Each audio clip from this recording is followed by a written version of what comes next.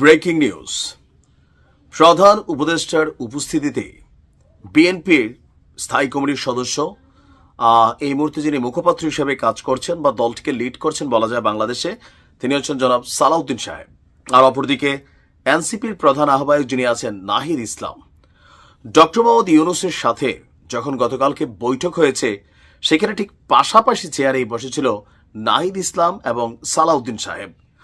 গণমাধ্যমে আসা কিছু ফুটেজে দুইজনকে দুইটা মুডে দেখা গেছে, কিন্তু এর মাঝখানে সেইখানে ঘটে গেছে ভিন্ন রকম এক ঘটনা। গতকালকে প্রধান উপদেষ্টার সামনেই দুইজন প্রচন্ড তর্কাতর্কিতে জড়িত হয়েছিলেন। তবে এই ক্ষেত্রে এনসিপির যে বক্তব্যগুলো বা কথাগুলো, তাদের বক্তব্যে মনে হয় সারা বাংলাদেশে শুধুমাত্র তারাই দেশপ্রেমিক, আর বাকি যারা আছে তারা আসলে দেশপ্রেমিক না। আমি মনে করি যে নাহিদের কথাটার মধ্যে ভেজাল আছে। কেন? সালাউদ্দিন সাহেব এবং নাহিদের মধ্যে তর্কাতর্কির ইস্যুটা ছিল নির্বাচন। এই নির্বাচন ইস্যুতে নাহিদ এক পর্যায়ে একটা অধ্যত্বপূর্ণ কথাই বলেছে যে যারা এই মুহূর্তে নির্বাচন চাইবে সংস্কার শেষ করার আগে, তারা ভারতের সুরেই কথা বলছে। এই কথাটার রাজনৈতিক ওজন এটা কিন্তু অনেক, যে বাংলাদেশের দল ভারতের কথা অনুযায়ী চলে। বিএনপি মানে বিএনপিকে ভারত যা বলে এই মুহূর্তে বিএনপি গোলামের মতন ঠিক ওই জিনিসগুলোই ফলো করছে, যেমনটা আওয়ামী লীগ করতো। নাহিদের কথায় কিন্তু এই জিনিসটা এভাবে আসছে। প্রত্যুত্তরে জনাব সালাউদ্দিন আহমেদ তিনি আবার বলছেন, যারা এই মুহূর্তে নির্বাচন চাচ্ছে না তারা কি যুক্তরাষ্ট্র এবং চীনের সুরে কথা বলছে? কারণ ডক্টর মোহাম্মদ ইউনূসের ব্যাকআপ হিসেবে অনেকেই ভাবছে যে এই মুহূর্তে মার্কিন যুক্তরাষ্ট্র কাজ করছে। বৈঠকটি হওয়ার কথা ছিল সংস্কার ইস্যুতে, কিন্তু সেখানে আভ্যন্তরীণ সূত্রগুলো বলছে যে সংস্কারের তুলনায় নির্বাচন নিয়ে দুই পক্ষ সেখানে বাদানুবাদে জড়িত হয়।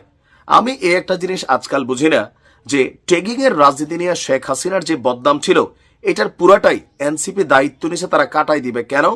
কথায় কথায় ভারতের দালাল, কথায় কথায় ফেসিস্টের দোসর, মানে এদের মন মতো না হইলেই এরা যারে তারে ফেসিস্টের দোসর এবং কি ভারতের দালাল হিসাবে চিহ্নিত করে নেয়।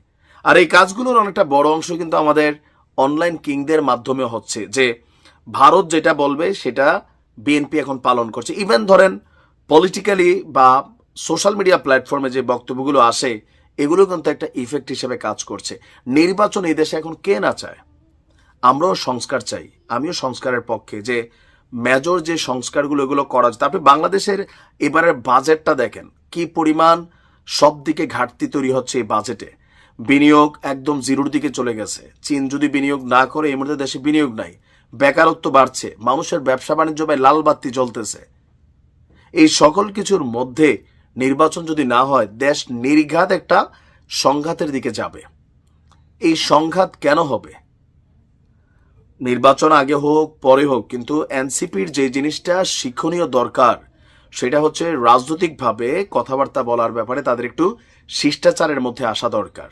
বিএনপির মতন একটা দলকে যখন ভারতের দালাল, ভারতের এজেন্ট, ভারতের উমক, ভারতের গোলাম এই ধরনের শব্দ ব্যবহার করা হয়, স্বাভাবিকভাবে বিএনপি সেটার প্রতিক্রিয়া জানাবে। তবে এই বাদানুবাদের খবর আমাদের দুই দলের প্রেস ব্রিফিংয়ে প্রধান উপদেষ্টার সাথে কথা বলার পরে কারুর কাছে না শুনলেও আজকে কালের কণ্ঠ পত্রিকায় কিন্তু এই বিষয়গুলো উঠে এসেছে, যে কালকে সেখানে ভিতরে প্রধান উপদেষ্টার সামনে তাদের এই তর্কাতর্কি হয়েছে।